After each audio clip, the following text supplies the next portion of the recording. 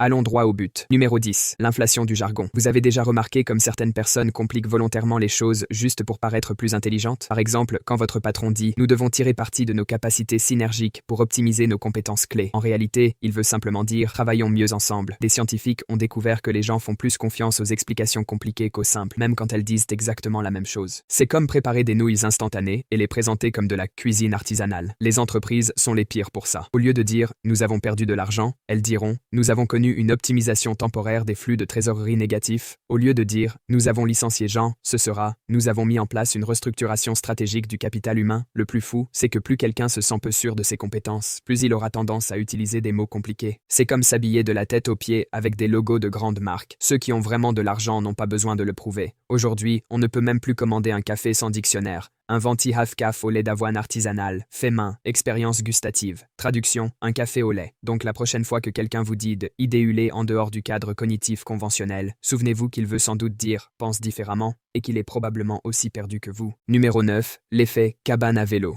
Un comité travaillait sur la construction d'une centrale nucléaire. Au lieu de débattre des systèmes de sécurité complexes capables d'éviter une catastrophe, ils ont passé la majorité de leur temps à se disputer sur la couleur de la cabane à vélo à l'extérieur. C'est de là que vient le nom de cet effet. Il se produit parce que notre cerveau adore les problèmes simples. Tout le monde peut avoir une opinion sur la couleur de la peinture, mais la physique nucléaire, c'est intimidant et compliqué. On retrouve ce phénomène partout. Les écoles passent des mois à débattre des codes vestimentaires pendant que les résultats scolaires chutent. Les entreprises gaspillent des heures à comparer des marques de café alors que leur produit principal s'effondre, et les gouvernements se chamaillent sur l'emplacement des poubelles pendant que des ponts s'écroulent littéralement. C'est comme quand vous avez un énorme projet à rendre demain, mais qu'au lieu d'y travailler, vous passez 3 heures à ranger votre bureau, parce que ranger donne l'impression d'être productif, même si ça n'aide en rien à résoudre le vrai problème. Les choses difficiles restent en panne, pendant qu'on perfectionne les détails faciles qui n'ont aucune importance. Numéro 8. Le biais de complexité. Les gens adorent compliquer les choses plus qu'il ne le faut. Par exemple, quand on essaie de perdre du poids, il suffirait simplement de manger moins et de bouger plus. Mais au lieu de ça, on achète des compléments spéciaux, on télécharge 5 applications différentes et on élabore un plan de repas tellement compliqué qu'il faudrait un doctorat pour le comprendre. Les scientifiques appellent ça le biais de complexité, notre étrange passion pour faire les choses de la manière la plus compliquée. Ils ont testé ce phénomène en donnant aux gens 2 médicaments différents contre les maux de tête. L'un était simplement de l'aspirine ordinaire dans un flacon banal, l'autre était exactement la même aspirine, mais avec un nom sophistiqué et des instructions compliquées. Les participants ont affirmé que le médicament complexe fonctionnait mieux, alors que c'était littéralement le même produit. Vous vous souvenez du rasoir d'Occam? La solution la plus simple est généralement la bonne. Eh bien, notre cerveau déteste ce principe. On préfère suivre une routine matinale en 47 étapes plutôt que de simplement se lever et se brosser les dents. On pense que compliqué égale à meilleur. Comme si ce n'est pas déroutant, ça ne fonctionne pas. Parfois, la solution la plus simple est en réalité la plus intelligente. Numéro 7. Le tunnel cognitif. Votre cerveau peut se bloquer en se concentrant tellement sur une seule chose qu'il en oublie tout le reste. C'est ça, le tunnel cognitif. Quand notre esprit reste coincé dans une sorte de grotte mentale et ignore l'évidence, des pilotes ont fait s'écraser des avions parfaitement fonctionnels parce qu'ils étaient fixés sur un seul instrument défectueux. Ils étaient tellement concentrés sur ce cadran qu'ils ne voyaient pas la montagne qui grossissait dans le pare-brise. Tous les autres instruments crient « danger », mais ils ne les entendent pas. Les scientifiques ont découvert que cela se produit surtout lorsque nous sommes stressés ou submergés. Le cerveau choisit une chose sur laquelle se concentrer et traite tout le reste comme s'il n'existait pas, comme quand on est perdu en voiture et qu'on continue à prendre le même mauvais tournant.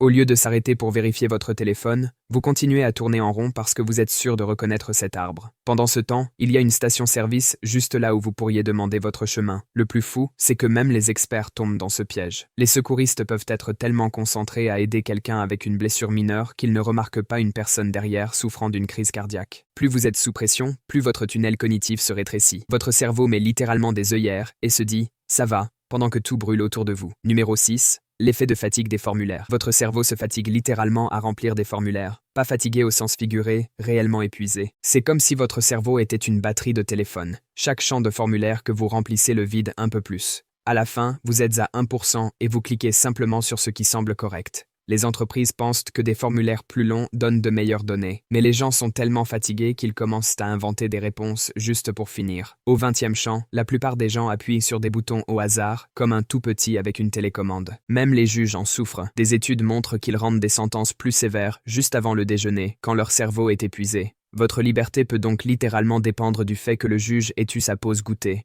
Il y avait un bureau où les employés devaient remplir des rapports détaillés pour chaque petit accident. Au début, tout le monde rédigeait des rapports parfaits, mais après quelques semaines, les gens ont commencé à copier-coller d'anciens rapports en ne changeant que les dates. Ce qui signifie que si vous écrivez par erreur « pizza » comme nom de jeune fille de votre mère, ne vous inquiétez pas, ce n'est pas un signe de stupidité, c'est votre cerveau qui fait grève. Numéro 5. Le paradoxe du parking. Il se passe quelque chose d'étrange quand on change l'agencement des places de parking. Des scientifiques ont découvert que lorsque l'on passe de places en diagonale à des places en parallèle, les gens perdent complètement leur sang-froid. Certaines personnes suivent parfaitement les nouvelles lignes. D'autres deviennent de véritables anarchistes du parking, laissant leur voiture à des angles qui feraient pleurer un professeur de géométrie. Certains vont même se garer à côté d'autres voitures alors que tout le parking est vide, pensant que cela rend leur voiture plus sûre. Pendant ce temps, ils rendent impossible l'entrée ou la sortie des autres. Et ces rebelles pensent vraiment être malins. Ils passent 10 minutes à effectuer un étrange stationnement hybride diagonal parallèle. Pendant ce temps, il y a des places libres juste à côté où il suffirait de 30 secondes pour se garer. Les scientifiques disent que ce petit acte de rébellion illustre la manière dont nous gérons toutes les règles dans la vie. Nous prendrons le chemin le plus long pour rentrer chez nous simplement parce que c'est notre route. Nous attendrons dans une file plus longue parce que ce caissier nous connaît. Nous continuerons à utiliser l'imprimante en panne parce que c'est ainsi que nous avons toujours fait. Certaines personnes préfèrent compliquer la vie de tout le monde plutôt que de suivre une simple ligne peinte. Numéro 4. La superstition chez les pigeons. Les pigeons qui font des danses étranges ne sont pas juste bizarres. Ils croient contrôler l'univers. Un scientifique nommé Skinner a réalisé cette expérience incroyable dans les années 1940. Il a placé des pigeons dans une boîte où la nourriture tombait de manière aléatoire. Le pigeon commençait à reproduire ce qu'il faisait au moment où la nourriture apparaissait, pensant que c'était ce geste qui la faisait tomber. Si un pigeon tournait à gauche quand la nourriture tombait, il continuait à tourner à gauche indéfiniment. S'il hochait la tête, il deviendrait un expert en hochement de tête. Plus le pigeon était intelligent, plus son rituel devenait élaboré. Certains oiseaux effectuaient des routines entièrement chorégraphiées, juste pour obtenir une seule graine. Les scientifiques ont découvert que plus quelque chose est aléatoire, plus nous avons tendance à créer ces rituels étranges. Comme quand vous portez vos chaussettes porte-bonheur à un entretien d'embauche ou quand les athlètes font rebondir le ballon exactement 3 fois avant un lancer franc. Le marché boursier, c'est essentiellement des pigeons en costume cher en train de faire des danses de pluie. Au fond, nous sommes tous des oiseaux essayant de contrôler le chaos avec de petites danses étranges. Numéro 3. L'effet Einstein. Voici comment votre cerveau se retrouve piégé par le fait de trop en savoir. Les scientifiques ont testé cela avec un casse-tête des pichets d'eau en 1942. Ils ont donné aux participants 3 pichets et leur ont demandé de mesurer des quantités précises d'eau.